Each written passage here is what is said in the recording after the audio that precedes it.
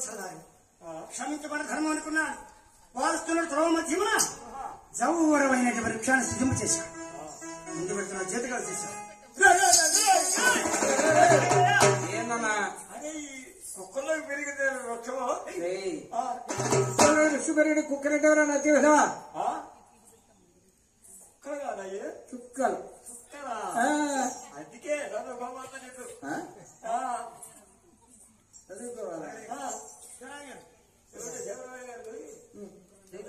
అయ్యా శివరామ గారు, ఆ రిక్షుడు ఎలా ఉన్నదో అది విచిత్రంగా ఉంది.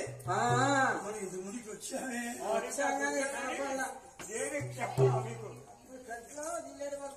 ఆ యొక్క యాప మాలకు మర్యాకు మర్యాకులకి మామిడి పడవ బలపుష్పం విచిత్రంగా ఉంది. రామయ్య ఈ వృక్షం సమాహం అయిపోతుందా?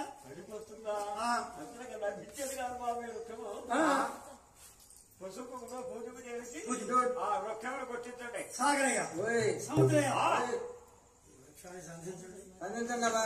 చేతగా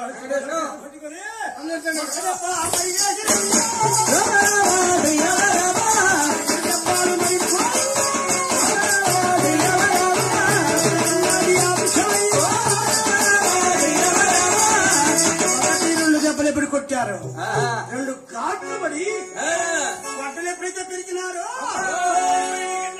2 ఘాట్ల నుండి సీము రక్తము కుంభించనయ్యా.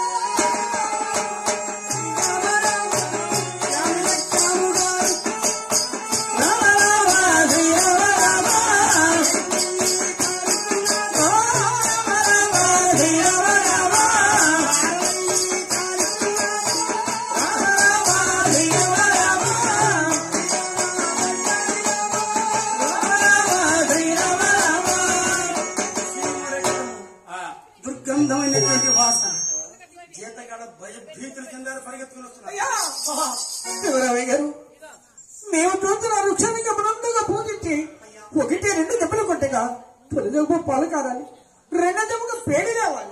ఆ వృక్షంలో జరగలేదండి. ఏం జరిగినది? తొలి దెబ్బ కొట్టగా రక్తం, 2వ దెబ్బ కొట్టగా శ్రీము, ఆ వృక్షము నుండి శ్రీము రక్తం చెందించరాదయ్యా.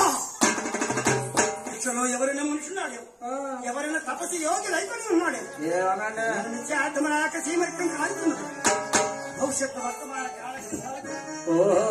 ఆ బ్రాహ్మణుడు విన్నవించమంటున్నారు. శాస్త్రి గారు పంచాంగం లక్ష్మీ ద్రవతమ్మ నామధేయమును బట్టి చూశాను. ఆహా అయ్యా, నీ బిడ్డకి 16 సంవత్సరం రాగా ఈ సీమ రక్తముతో పుష్టి వ్యాధి సంభవిస్తున్నా. అయ్యో, ఒక్క బిడ్డ తిరగతమ్మ కుర్చీ అది తండ్రి, మృతికమయ్యా, మేము మృతికమయ్యా.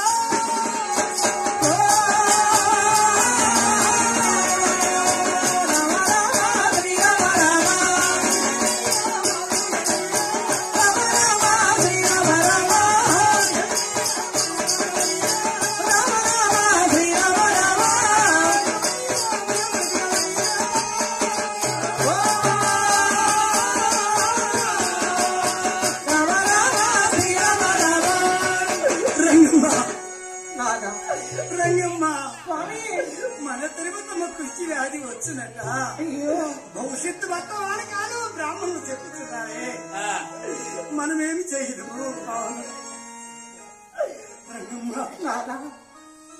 ఆ శివ రక్తం కానీ వృక్షాన్ని కొట్టుకున్నట్లయితే మన బిడ్డకి ఆ కృష్టి వెళ్ళి రాజమొగ స్వామి. అవును వద్దు రాధ. అయ్యా బ్రాహ్మణుల ఆ శివరక్తం ఎక్కడ రావాలే వృక్షాన్ని కొట్టుకుని ఉన్నట్టు నా బిడ్డకి ఆది రాదు కదయ్యా. నాయన భవిష్యత్తు మాడదో కొట్టినా వస్తుంది, కొట్టగా పోయిన వస్తుంది అంటున్నారు బ్రాహ్మణులు. తిరగతమ్మా,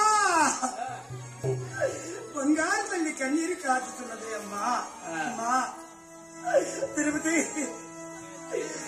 ఇంత చక్కని బాలగాది ఆది ఎలా వస్తుందమ్మా? కృష్టి వ్యాధిని కొట్టున్నా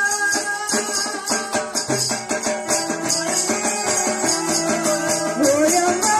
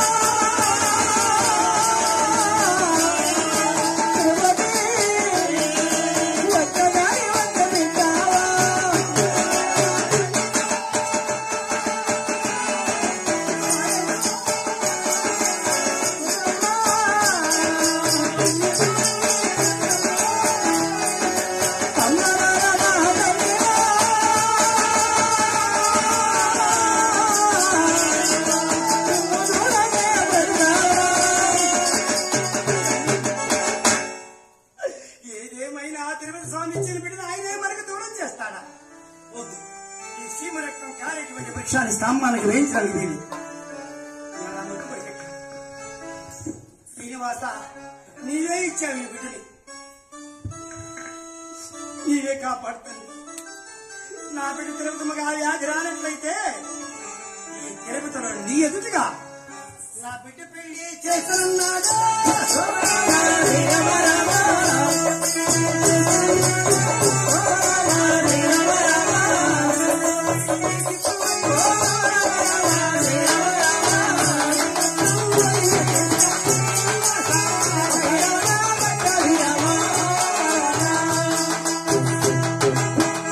బంధువులందరూ కన్నీరు కాచు పళ్ళలో కొలువై అనగలి పరం చేరుకున్నారు.